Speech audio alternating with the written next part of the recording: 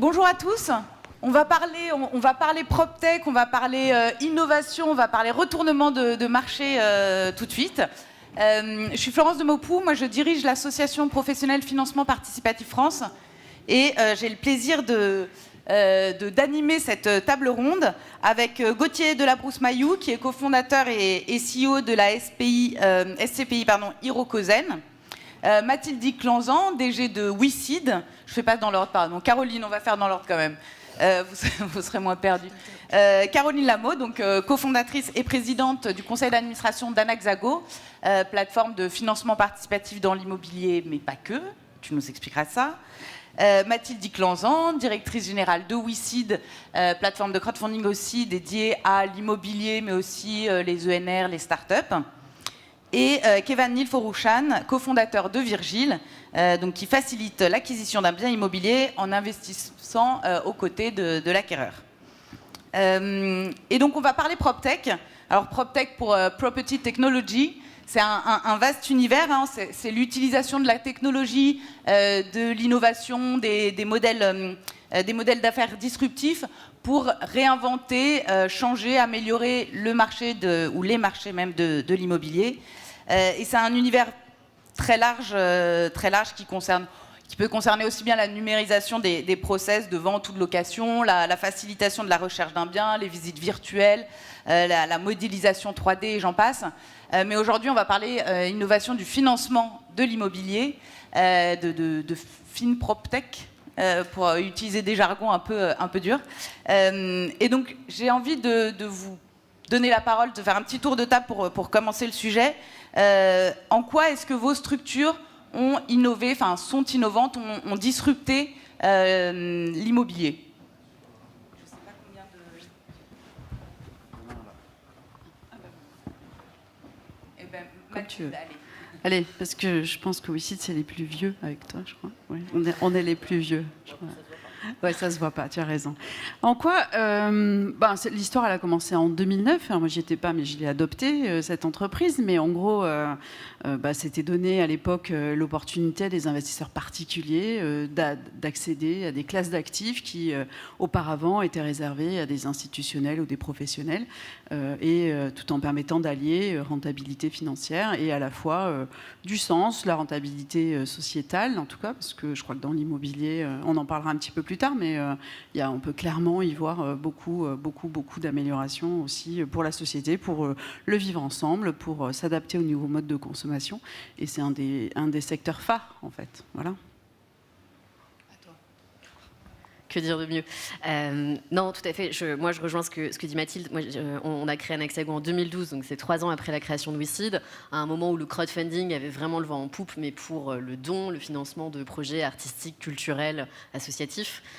Et c'est vrai que cette nouvelle méthode d'accès à l'investissement, c'était ultra novateur, parce que les classes d'actifs dont parle Mathilde, le value add en immobilier, les startups, donc le venture capital, le private equity en général, si on n'était pas client d'une banque privée avec des moyens assez élevés, hein, donc une mise de départ, enfin un patrimoine de 5 millions d'euros, on n'avait pas du tout accès. Et je pense que encore aujourd'hui, en banque privée, on n'a pas accès à ce type de produits qui sont beaucoup trop singuliers pour être distribués par des réseaux bancaires traditionnels.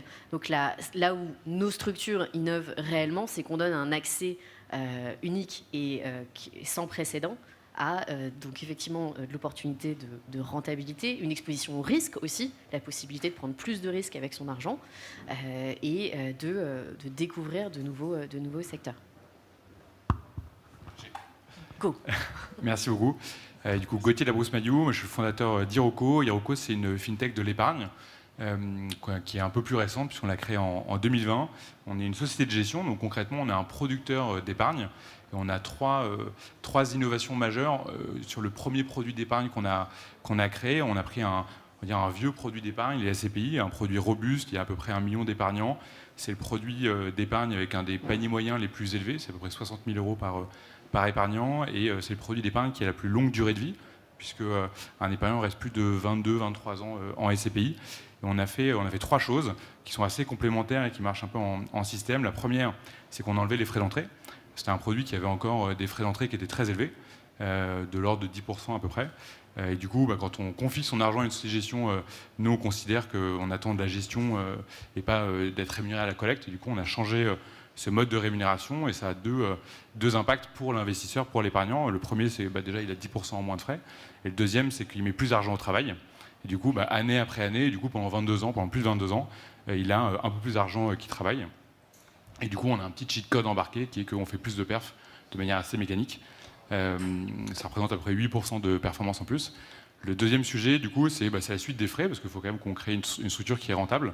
Et du coup, on a changé les frais pour qu'ils soient plus alignés, du coup, sur la gestion. Et on a du coup décalé ces frais vers de la gestion en les rendant aussi plus variables à la performance.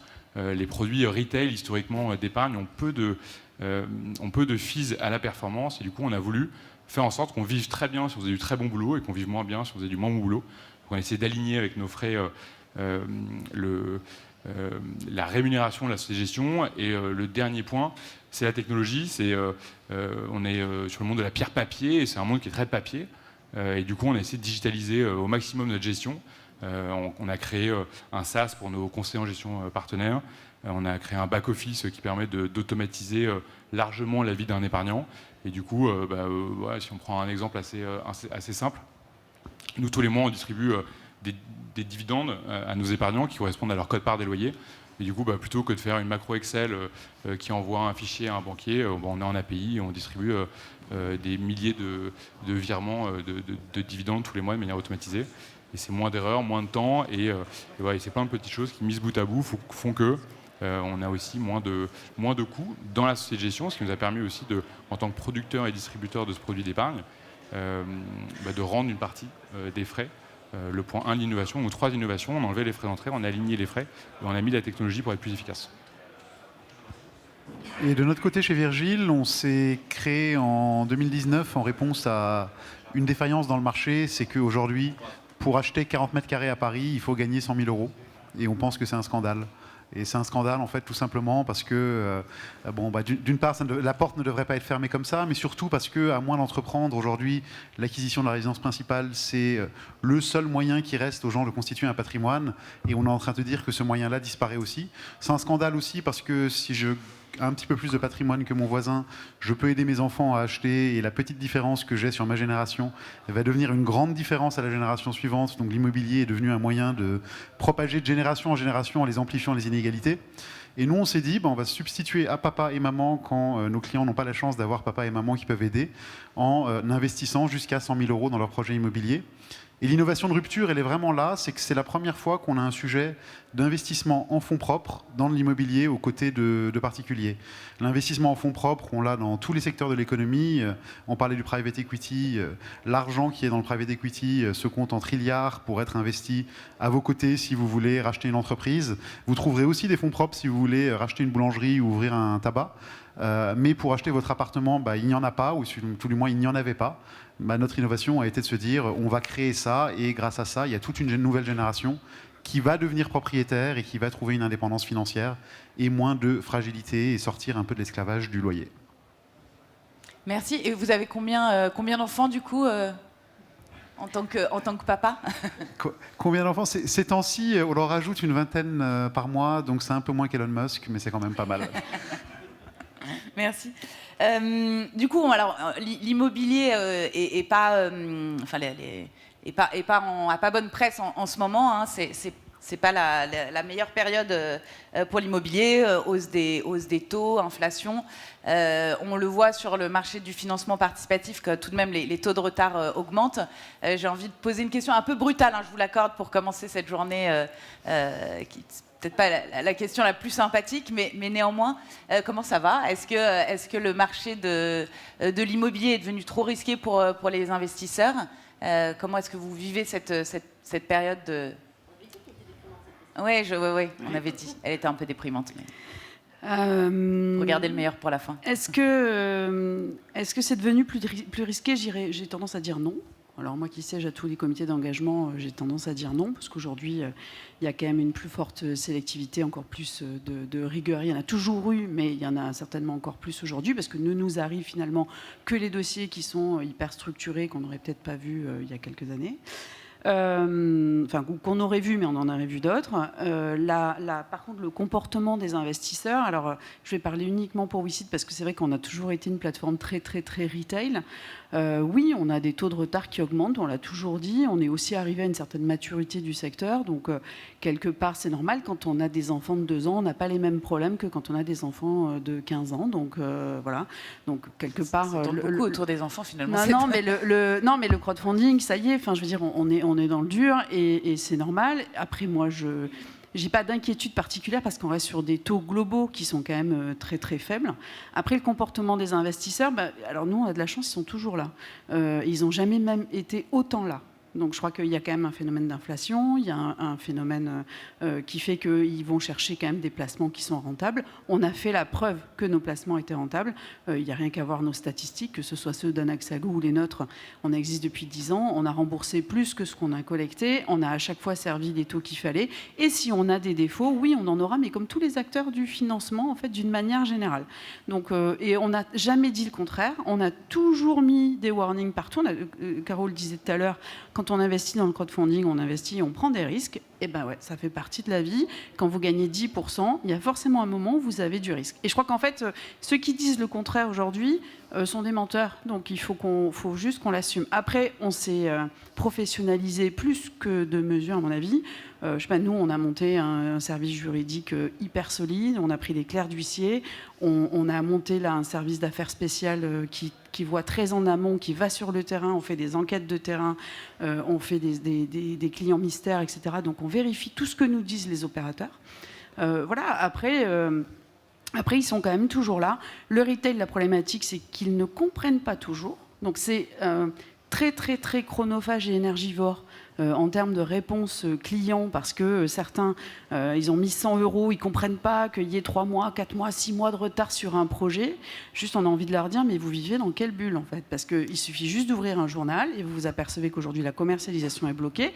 Quand les appartements ou quand les assets, en fait, sont pas vendus, quand les biens ne sont pas vendus, forcément, mécaniquement, il y a du retard. Après, on a été professionnels, on a fait des stress tests sur tous les bilans des opérations, on s'est donné des marges de manœuvre et on sait que les opérateurs ont des marges de manœuvre. On a pris des opérateurs qui sont solides, ils auront de quoi tenir, et ceux qui n'auront pas de quoi tenir, on va rentrer en discussion avec eux et on fera toujours en sorte que vous soyez remboursés. Voilà. On trouvera toujours la meilleure solution parce qu'on a mis des professionnels pour défendre vos intérêts, et que sur ça, aujourd'hui, on est suffisamment, même nous, solides en termes de plateforme, on a des agréments, on est surveillé tous les 3 mois, en tout cas moi par l'ACPR, tous les 3 mois, il faut que je leur envoie mon niveau de trésor, mes niveaux de fonds propres, mes niveaux d'engagement de dépenses, ils vérifient tout. Donc je suis solide, je suis capable aujourd'hui d'engager des gens qui sont compétents et qui vont défendre les intérêts des investisseurs. Et je crois que la solidité de la plateforme derrière aujourd'hui, avec ces agréments, est une preuve en fait justement de la robustesse des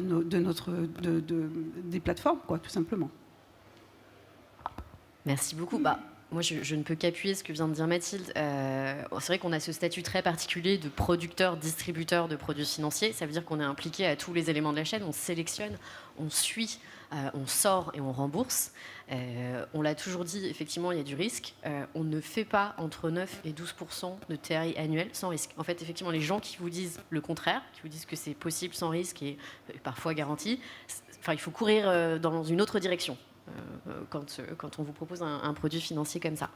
Je pense qu'aussi la robustesse des plateformes qui sont là depuis une dizaine d'années, qui sont rentables depuis le premier jour, ça c'est, nous on est un peu les comptables du secteur, c'est toujours hyper important pour nous d'être rentable. C'est vrai que le marché de l'immobilier n'a pas bonne presse, comme tu le dis, mais ce que je trouve très marrant, c'est que l'immobilier se casse la gueule et les gens cherchent quand même un moyen d'investir dans l'immobilier. C'est plutôt... Et donc, plutôt confiance, du coup. C'est confiance. Il y a aussi, en fait, il y a 2 sujets. Il y a le sujet, effectivement, que les projets qui ont été investis ces 3 dernières années vont nécessiter un suivi plus important.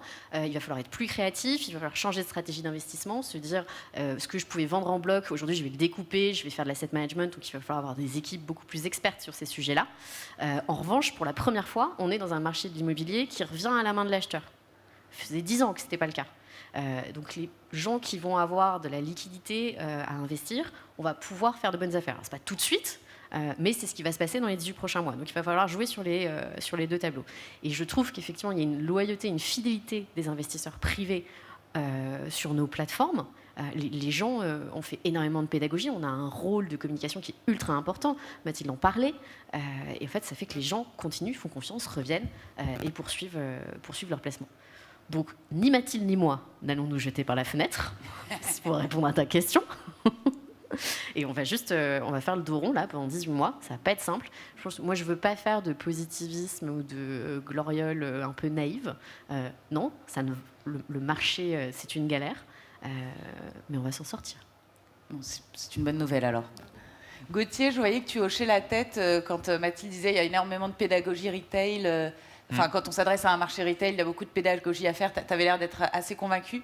Pareil, un peu même question, hein, côté SCPI, une vingtaine de SCPI depuis le début de l'année qui ont vu leur patrimoine dévalorisé. Comment est-ce que ça se passe justement pour toi et comment est-ce que vous sortez votre épingle du jeu et quid de la pédagogie du coup autour de ça? Effectivement, quand cet été, il y a une vingtaine de SCPI sur les 200 à peu près que compte le marché qui ont annoncé des baisses de prix de part, et notamment à des acteurs importants, et du coup une grosse partie de la capitalisation du secteur. Ça a créé pas mal de questions, nous, chez nos épargnants. On a à peu près 10 000 épargnants. Et on se rend compte qu'on a pris un peu à bras-le-corps le sujet de faire des webinaires, de communiquer avec eux, de leur expliquer un peu et de mettre un peu à plat les choses, parce qu'on a la chance d'avoir une position qui est un peu particulière dans le marché, puisqu'on est acheteur, et du coup le fait d'avoir des liquidités dans le marché aujourd'hui fait qu'on peut saisir un peu les bonnes affaires qui se présentent, puisque d'un côté il y a des acteurs qui doivent vendre, et nous on collecte à peu près 1 million d'euros par jour. On a beaucoup de gens qui du coup quittent des fonds qui ont des problèmes et qui viennent chez nous, puisque on affiche plutôt des bonnes statistiques avec un prix de part qui est en légère hausse, avec une performance qui est un peu réévaluée cette année au-delà des 7%. Nous on achète de l'immobilier d'entreprise, donc on achète des bureaux, des entrepôts, des commerces. On ne permet pas aux épargnants de choisir le bien dans lequel ils investissent. Nous on a créé une foncière. Et du coup, l'épargnant est diversifié dedans.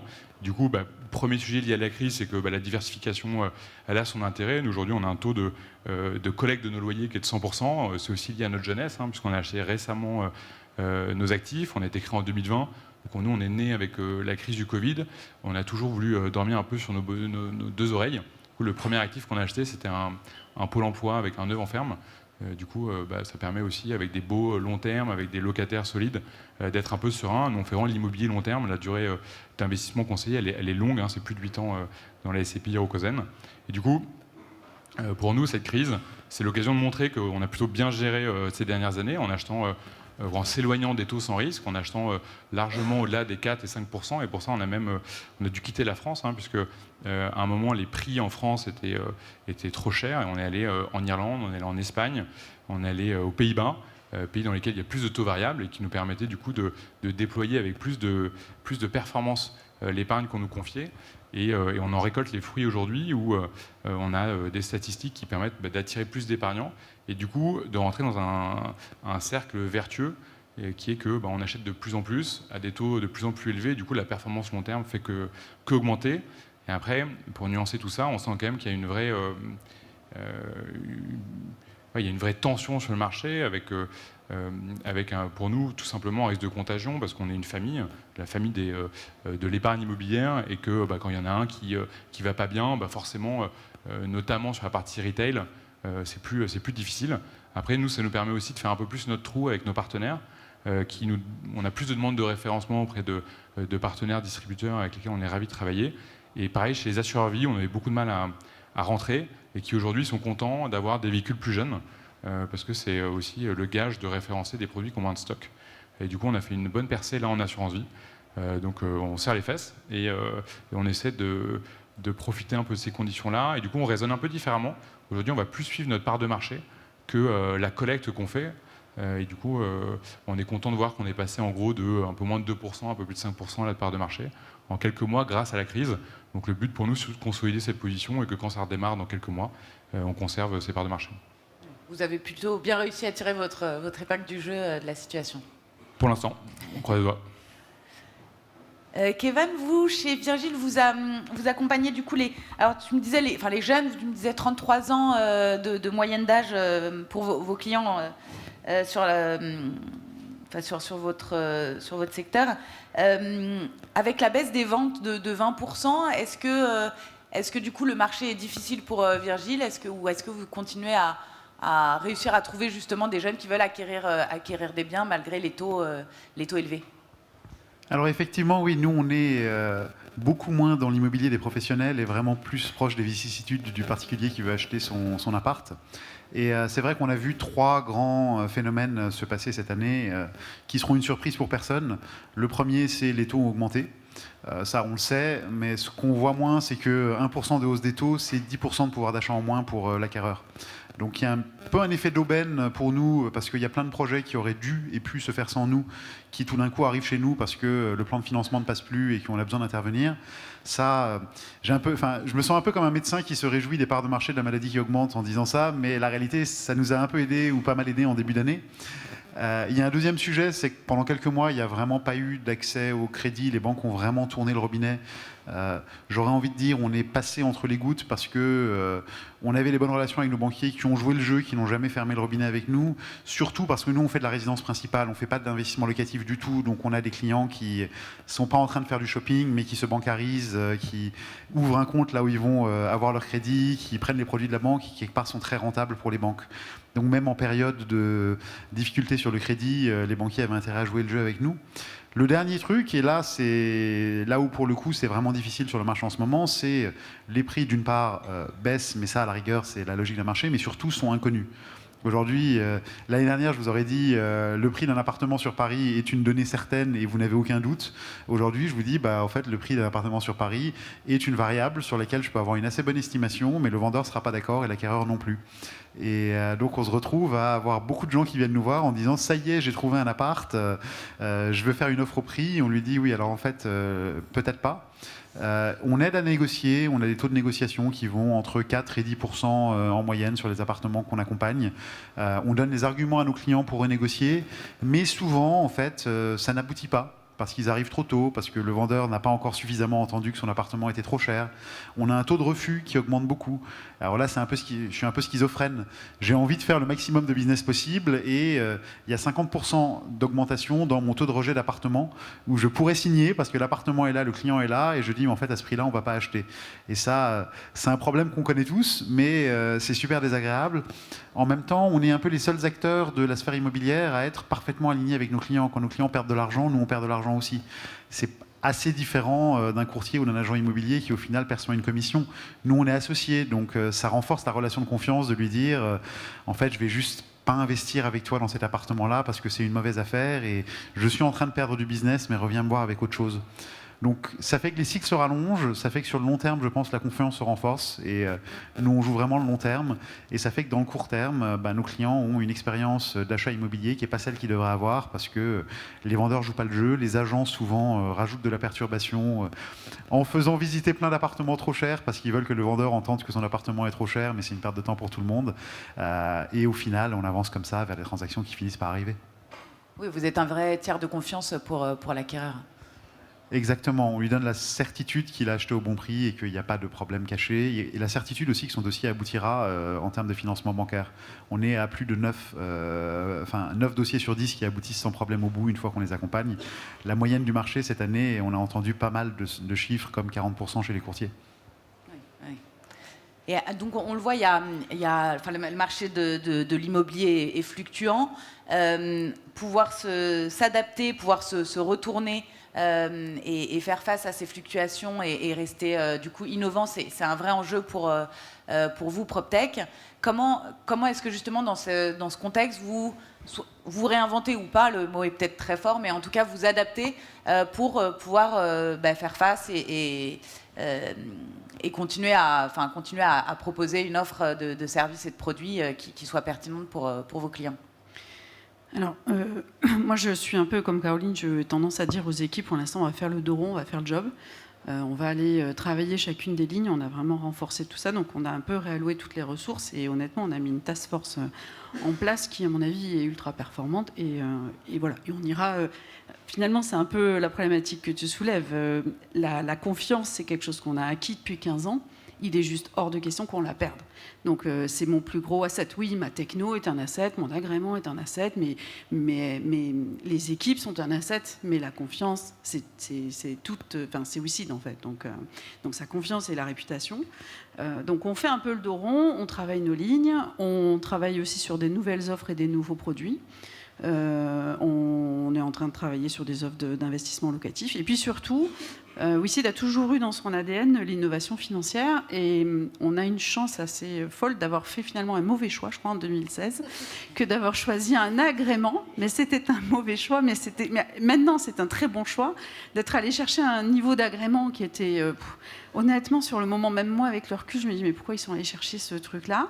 Donc, c'est entreprise d'investissement, prestataire de services d'investissement, alors qu'on aurait pu se contenter d'être CIF, je pense, à l'époque, ou CIP. Mais non, ils ont choisi, bon, j'étais pas là, donc je vais pas leur faire un procès. Mais en attendant, aujourd'hui, il se trouve que c'est une très bonne opportunité, puisque le régulateur nous permet de travailler justement avec lui en collaboration sur les nouvelles technologies financières qui sont la blockchain, la tokenisation. Donc, évidemment, on s'est dit, faut y aller. On est allé les rencontrer. Ils nous ont dit welcome. On est prêt à travailler avec vous. On a déjà bien commencé. Et donc, on travaille sur des nouvelles offres de tokens. Et puis, l'idée, c'est surtout derrière d'offrir de la liquidité. Alors, vous allez me dire, dans le crowdfunding, une liquidité, elle est déjà à 18, 20 mois, 24 mois. Bon, elle est là, elle va être à plus près de 30 mois, des fois 34, 36, là, en ce moment, dans cette période de crise. Mais globalement, mettre en place quand même une liquidité pour l'investisseur, on considère que sur du non-coté, parce qu'on est quand même sur des investissements non-cotés, ça reste une belle opportunité. Et alors après, ça veut dire que derrière un marché secondaire, il va falloir des acheteurs, des vendeurs, et surtout les acheteurs. Donc à nous aussi de créer un petit peu ce nouveau marché, à nous de le rendre attractif, en tout cas pour tout le monde.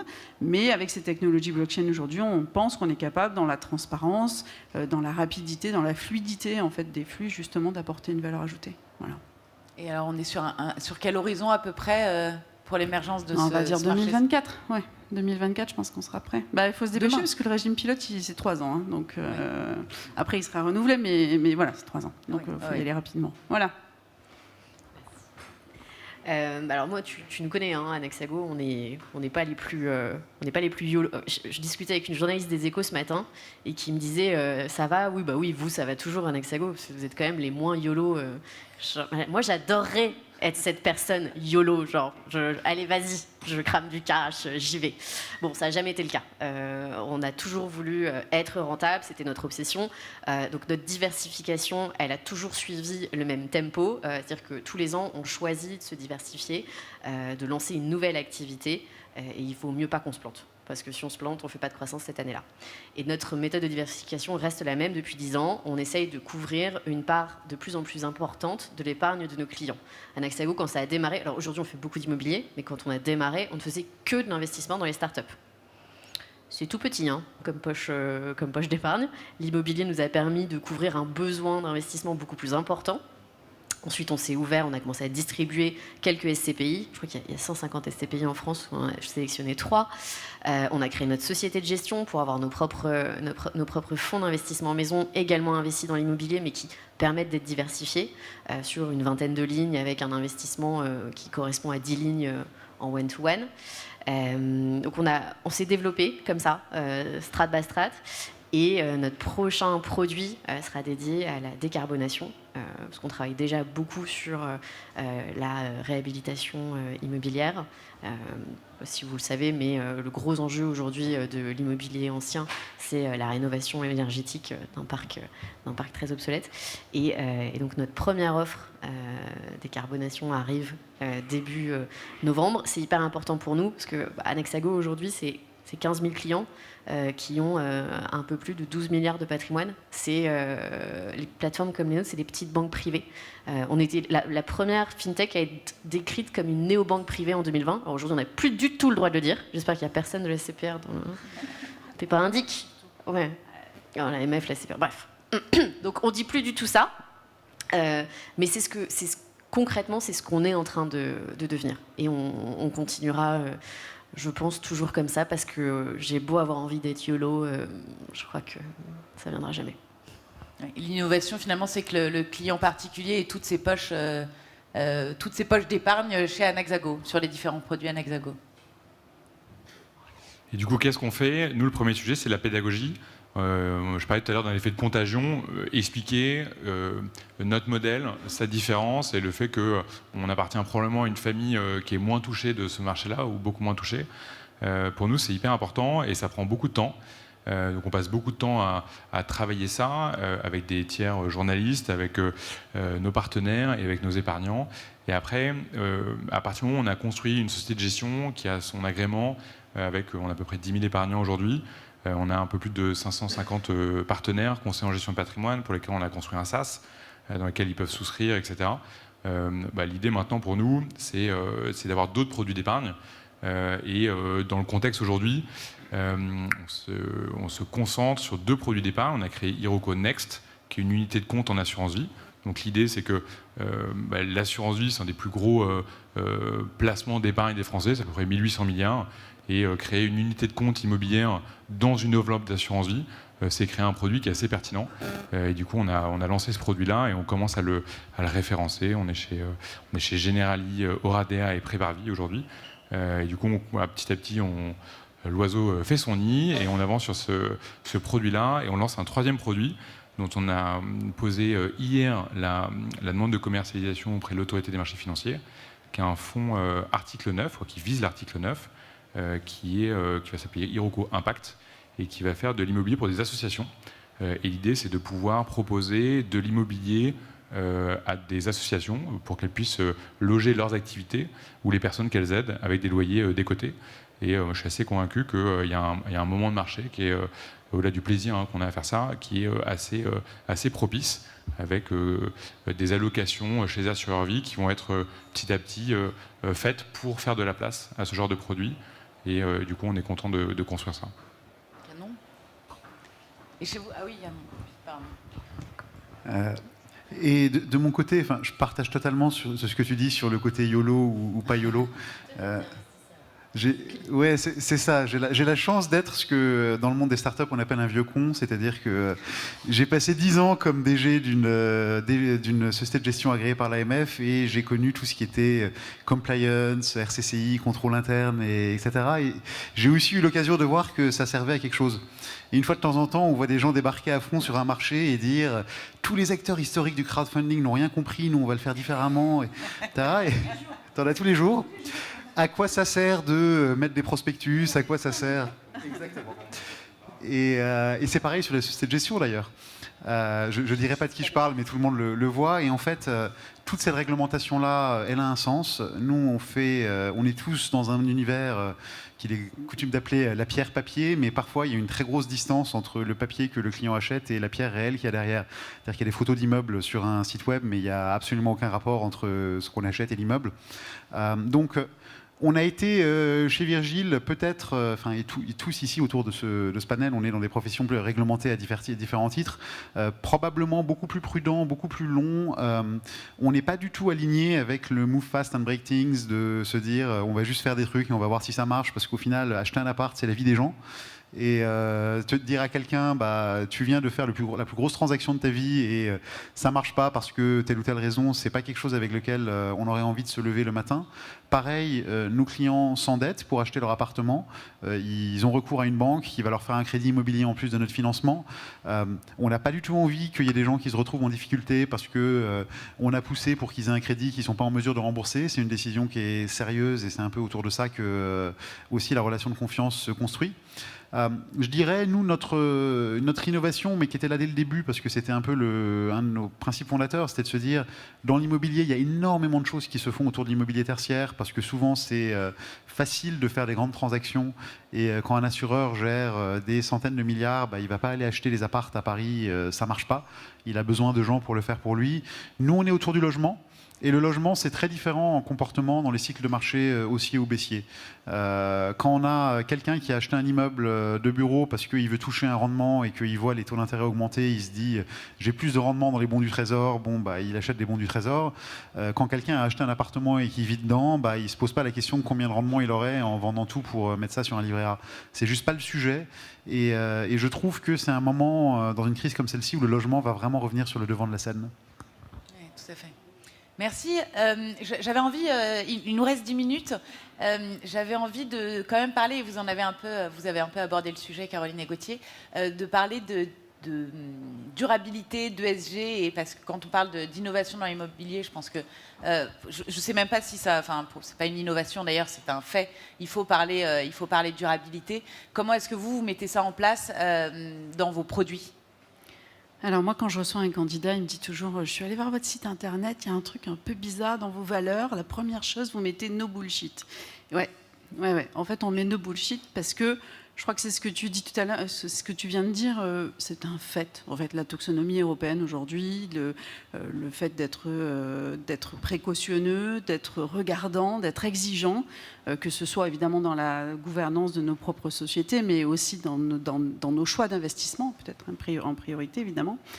C'est quelque chose qui a toujours été primordial. Alors on se retrouve par moments dans des comités d'engagement un peu surréaliste, c'est-à-dire qu'on en est à compter le nombre d'écureuils qu'on risque de tuer ou l'écosystème qui est autour ou est-ce qu'il y a assez de logements sociaux par rapport à ce qu'on aimerait. Bon, des fois, c'est un peu lunaire, hein, les comités d'engagement chez WeSeed, mais tant mieux, parce que j'ai autour de moi des jeunes qui sont préoccupés, qui sont plus que regardants sur tout ça, en fait. Hein, et donc, quelque part, c'est hyper stimulant, y compris pour un dirigeant, parce qu'on est porté, en fait, par toutes ces équipes qui, justement, sont nées avec ces problématiques-là.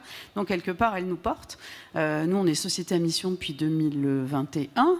Donc, on a monté avec une société qui s'appelle Etifinance des scorings USG. Il n'y a pas un dossier qui est financé. On fait aussi beaucoup de transition énergétique en start-up, en private equity, et aussi de biotech et de medtech. Donc, on a mis en place des scorings USG. Et en fait, c'est devenu naturel. Enfin, il n'y a même plus, voilà, il n'y a pas de. Souvent, on se dit que c'est top-down, c'est-à-dire il faut que nous-mêmes, en fait, on le porte en tant que dirigeants et que ça influe sur les équipes dans leurs propres choix et dans leurs décisions et dans leurs actes au quotidien. Ben, moi, j'ai même pas besoin de leur dire, c'est devenu inné. Mais comme nos enfants, en fait, hein, on en revient. Hein, on n'est pas tellement dans la partie innovation du titre, mais plutôt dans la partie adaptation au marché et aux générations. Oui, après, voilà, il y a des choix d'investissement par moment, on ne les fait pas parce que ça ne nous convient pas et parce que même si on pourrait être dans une démarche de volume, de collecte, j'aimais bien quand tu disais les indicateurs, sa part de marché ou c'est le volume. Oui, le volume, c'est important, mais ce n'est pas le primordial. Et donc, on se paye le luxe de temps en temps de se dire ça ne nous va pas. Ça. Il m'est arrivé, alors c'est un peu différent, c'est pas forcément sur la transition énergétique en elle-même, mais par exemple, on a mis il y a 2-3 ans un dossier, c'était du réméré.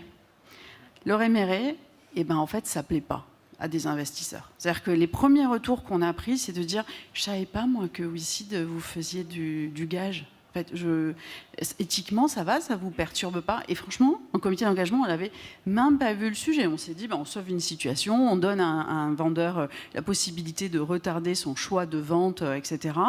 On trouvait ça plutôt sympa. Honnêtement, je n'ai pas vu le sujet. Et au bout de 24 heures sur la plateforme, il y avait des warnings partout, ça clignotait. J'ai dit, OK, stop, c'est bon. On fait mea culpa, on dit, on arrête le projet, terminé. En effet, ce n'était pas aligné avec nos valeurs. Et ce n'était pas aligné avec les valeurs de nos investisseurs. Donc voilà, on a décidé d'arrêter. Voilà. Oui, on parle d'impact parce que moi j'ai un associé qui croit profondément au rôle que doit jouer la finance dans la réalisation d'un futur souhaitable. La démarche d'Anaxago là, de lancer son premier produit estampillé à impact, décarbonation, c'est un peu mettre les mots sur ce qu'on fait depuis 10 ans. Nous, on a investi un petit peu moins d'1 milliard d'euros et en s'intéressant au sujet, on s'est rendu compte que 30% de nos investissements étaient considérés comme des investissements à impact. Déjà parce qu'on fait effectivement beaucoup de santé, beaucoup de transition énergétique, beaucoup de solutions pour le climat en VC, qu'on fait beaucoup de rénovation énergétique en immobilier, du logement social, de l'immobilier pour les associations, etc. Je pense qu'on est tous d'une génération où financer du moche, financer du sale, financer du n'importe quoi, c'est complètement anachronique. Je ne serai jamais la meilleure en impact. Je ne serai jamais, j'allais dire blanche comme neige, mais verte comme une feuille. Mais on fera du mieux qu'on peut et cette offre ne vient que dans la continuité de notre métier. j'ai très envie de te dire que je me transforme en plateforme d'investissement durable, mais ça n'a rien à voir. Mais c'est vrai que tu soulignes un peu une chose, et moi je le vois à l'échelle Financement Participatif France et à l'échelle du développement du crowdfunding depuis 10 ans. C'est un vrai sujet, et malgré tout, en fait, je pense qu'un peu à tort, les acteurs, et c'est peut-être le cas aussi dans vos univers, dans vos métiers, mais les acteurs se sont lancés sur un secteur par essence qui répond à un besoin direct de consommateurs particuliers, et du coup qui est forcément, on affecte son épargne dans l'économie réelle. Donc on est directement durabilité, ESG compatible, taxonomie, tout ça c'est des choses intrinsèques qui sont dans l'ADN, sauf que du coup on en perd, je trouve, un peu parfois le fond. Oui, le fond, et puis on oublie de se reposer un peu la question de savoir est-ce qu'on est toujours là, et comment est-ce que ça se traduit de manière un peu concrète. Après, je trouve, peut-être que mes éminents collègues en diront quelque chose, mais l'image que l'investisseur retail veut du durable, elle est en fait très biaisée. C'est-à-dire qu'effectivement, si tu poses la question, moi je me rappelle, j'ai fait mon premier Green Bond en septembre 2020. Ça suivait un sondage mis en place en avril 2020. Je ne sais pas si vous vous rappelez, on était tous un petit peu détente. On se posait la question, on avait demandé à nos clients ce qu'ils voulaient avoir en portefeuille. 88% des gens disent « je veux de l'investissement plus vert ». Septembre 2020, on lance un Green Bond à 5 millions. Je n'ai jamais mis autant de temps à collecter 5 millions. Et c'était un Green Bond à 8%. Voilà. C'est QFD. Non, effectivement, là-dessus, nous, on a exactement le même constat. C'est que si on le faisait que pour nos épargnants, aujourd'hui, quand on lit les conversations qu'on a avec nos épargnants, quand on essaie de considérer un peu quelles sont leurs attentes, le critère de choix, il n'est clairement pas sur la durabilité. Aujourd'hui, quand on place son argent, on veut une société agréée, solide, un bon track record, de la performance, etc. Et un sous-jacent qu'on comprend. Et c'est... je pense dans l'ordre des choix, ça va être le 4e ou le 5e. Chez nous, on dit que c'est la cerise sur le gâteau. En tout cas pour nos épargnants. En revanche, effectivement, le cadre réglementaire, on est régulé. On a tous une vision assez long terme de nos entreprises. Et du coup, on se rend compte que la réglementation, elle avance quand même assez vite. Les labels qu'on met en place sur les fonds, etc., sont assez exigeants, voire très exigeants. Et en même temps, moi, je considère qu'on a une vraie opportunité. En fait, quand on est un professionnel, qu'on a des équipes travaux, etc., en fait, on peut faire pas mal de choses. Nous, on fait ce qu'on appelle du best in progress. Donc, on prend l'immobilier, on a 3 ans pour l'améliorer. Et titre d'exemple, vous voyez, cette année, on va faire à peu près 4 millions d'euros de travaux, ce qui n'est pas anodin par rapport à notre taille, pour de la rénovation énergétique, la mise en place de panneaux photovoltaïques pour des bornes, etc. Et en plus, en immobilier, c'est très concret quand on parle de chasse d'eau, quoi. En fait, très concrètement. Donc, moi, ça correspond assez bien à ma vision des choses, qui est dans ma vision un peu paysanne, de dire, bon, qu'est-ce qu'on fait concrètement. Et après, c'est un vrai atout, hein, parce que si on veut que nos entreprises durent, en fait, prendre en compte ça, en fait, on n'a pas le choix, tout court. Et moi, je considère que, pour le coup, c'est un peu comme la technologie, c'est-à-dire que c'est un énorme atout de créer des boîtes jeunes, de les adapter tout de suite dans leurs opérations, dans leurs people, dans leurs connaissances, à ces enjeux-là, parce que c'est compliqué pour nos concurrents de le faire, parce que quand on a opéré, quand on a des bâtiments depuis 20-30 ans, se mettre en ordre de marche pour atteindre des décrets tertiaires, etc., c'est compliqué. Donc moi, je considère que c'est un avantage compétitif aujourd'hui, au-delà d'une envie personnelle de gérer très bien ces sujets-là. Et de notre côté, nous, un constat qu'on fait, c'est qu'il y a énormément de choses qui existent et qui sont super bien quand on parle de ESG autour du E, de l'environnement. Et le G, c'est un framework de normes assez bien connu. Et le S, c'est un peu le parent pauvre. Quand on parle d'enjeux de société, à quoi on pense au Resto du Cœur, on pense à la Télécar Monde. Et on se dit, en fait, il y a les très pauvres et il faut les aider. Mais en fait, non, la société, c'est un peu plus complexe que ça. Et il y a des thèmes qui nous tiennent vraiment à cœur autour de ça, sur lesquels on peut influer de manière plus ou moins directe. Et le premier, c'est j'aimerais qu'on ait des villes durables où il fait bon vivre. Et j'ai une remarque, c'est que personne ne lave jamais sa voiture de location. Et c'est exactement pareil pour les villes. Si on fait des villes de locataires, comme on est en train de se diriger parfois, personne ne va laver les voitures de location et on va avoir des villes sans lien social, sans stabilité, sans fixité. Il y a un peu tout ce qui faisait qu'à une époque, il faisait bon vivre dans un certain endroit, qu'on se ramenait vers les villes pour trouver des moyeux de créativité et des endroits où ça se passe, ça va disparaître. Et pour avoir vécu un peu à Londres, où je vois des quartiers un par un commencer à tout d'un coup devenir un centre commercial géant, comme on peut le voir à Gare Saint-Lazare par exemple, et la vie de quartier disparaître, et tout d'un coup la population changer, c'est un truc qu'on essaye d'éviter en faisant une ville de propriétaires. Il y a un deuxième truc qui me tient super à cœur, c'est, alors la valeur liberté est extraordinairement forte chez moi, et il y a quelque chose, par exemple, que je remarque, c'est à la fin de l'année, les gens vont arriver, ils vont avoir une discussion avec leur employeur, ils vont parler de leur augmentation. Pour beaucoup de gens qui sont dans des grands groupes, ils vont recevoir un maigre 2% à la fin d'augmentation après s'être bien battus. Et ils vont arriver chez eux, ils vont recevoir un courrier de leur bailleur qui leur dit « Cette année, ton loyer va augmenter de 3,5%. » Et donc, en fait, j'ai vu mon employeur pour négocier une augmentation pour mon bailleur. Et il y a plein d'études qui montrent que tous les gains de productivité qu'on fait dans les villes, notamment on l'a vu à San Francisco, tout passe dans un enrichissement des propriétaires. Bon, quand le propriétaire, c'est l'occupant, ça va. Limite, quand c'est le retraité parisien, ça va aussi. Quand, comme on peut commencer à s'y diriger, c'est un fonds de pension étranger, qu'est-ce qui va se passer? On est tous en train de travailler pour payer la retraite des Américains. Et c'est ce qui se passe à Londres de plus en plus, et c'est ce qui va se passer à Paris. Et pour moi, le S de l'enjeu sociétal, c'est aussi un enjeu de souveraineté. Et autour de ça, nous, on est en train de faire des choses justement pour que les Parisiens continuent. Alors je dis Paris parce que je suis parisien, mais pour que les Français continuent à posséder leur appartement en France. Merci. On arrive au bout du temps. En plus, ça finit en rouge après quand on dépasse le temps. Donc, je propose que cette histoire de souveraineté soit le mot de la fin. Merci beaucoup. Merci à tous les quatre pour cet échange passionnant. Et à bientôt.